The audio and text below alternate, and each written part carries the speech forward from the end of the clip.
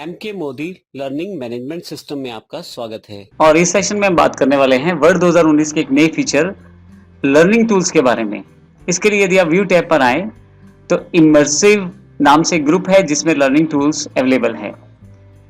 Learning tools का सबसे बड़ा बेनिफिट ये है कि एक तरह से ये आपके डॉक्यूमेंटेशन की या डॉक्यूमेंट की रीडेबिलिटी की फ्लुएंसी और कॉम्प्रिहेंशन दोनों पे काम करता है।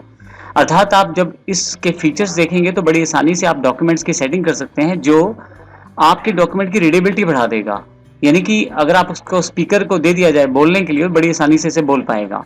इनबिल्ट वॉइसेस हैं माइक्रोसॉफ्ट के द्वारा एमएस वर्ड में, तो वो इस पूरे के पूरे डॉक्यूमेंट को बोलेंगी। तो आइए देखते हैं किस प्रकार से इस कमांड का प्रयोग किया जा सकता है।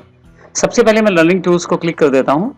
जैसे ही लर्निंग टूल्स को क्लिक करूंगा मेरे पास यहाँ पे लर्निंग टूल्स के नाम से अलग से टैब अवेलेबल हो जाएगी।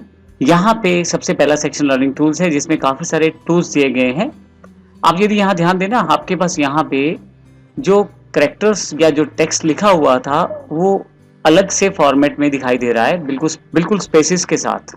तो आप इन सब चीज़ों की सेटिंग करके अपने डॉक्यूमेंटेशन की रीडेबिलिटी को बढ़ा सकते हैं। अर्थात जब इसे स्पीकर यानी कि ऑटोमेटिक वॉइस इसे जब बोलेगी तो उसके बोलने की जो ऑप्शंस हैं उसको चेंज करके आप इसको अच्छी तरह से बुलवा सकते हैं।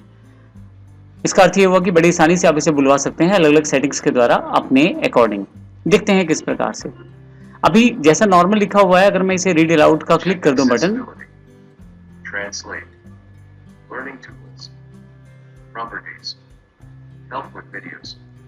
तो इस तरह से इसे बोला जा रहा है। लेकिन मैं चाहूं तो यहाँ पे मैं सबसे पहले ऊपर क्लिक कर देता हूं ताकि ऊपर से बोलना शुरू हो।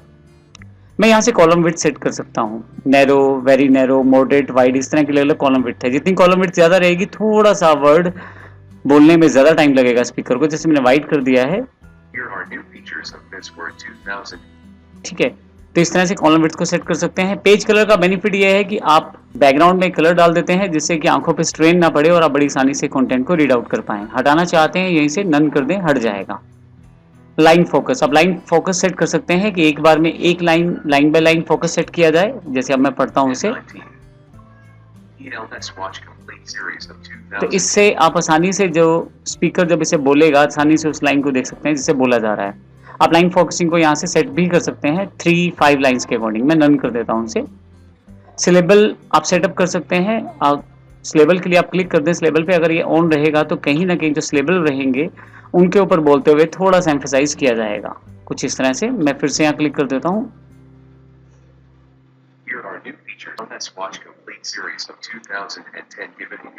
अब यहाँ पे इसे बोला जा रहा है, देखिए बारी बारी से। मैं इसे पॉज कर देता हूँ। सिलेबल अगर हटाना है तो आप इसे हटा भी सकते हैं। रीड अलाउड तो मैंने पहले ही ऑप्शंस ये सारे आपको बता दिए हैं। तो फाइनली यहाँ से क्लोज लर्निंग टूल्स कर देता हूँ। तो इस तरह से आप इनकी सेटिंग कर सकते हैं जिससे कि आप लर्निंग टूल के द्वारा अपना जो डॉक्यूमेंट है या जो टेक्स्ट लिखा हुआ है उसको बुलवा सकते हैं इंटरनल स्पीकर्स जो पहले से इसमें अवेलेबल हैं उसके द्वारा, और उसको बोलने की सेटिंग्स को चेंज करके आप उसकी स्पीड या बाकी चीज़ें भी तय कर सकते हैं। धन्यवाद।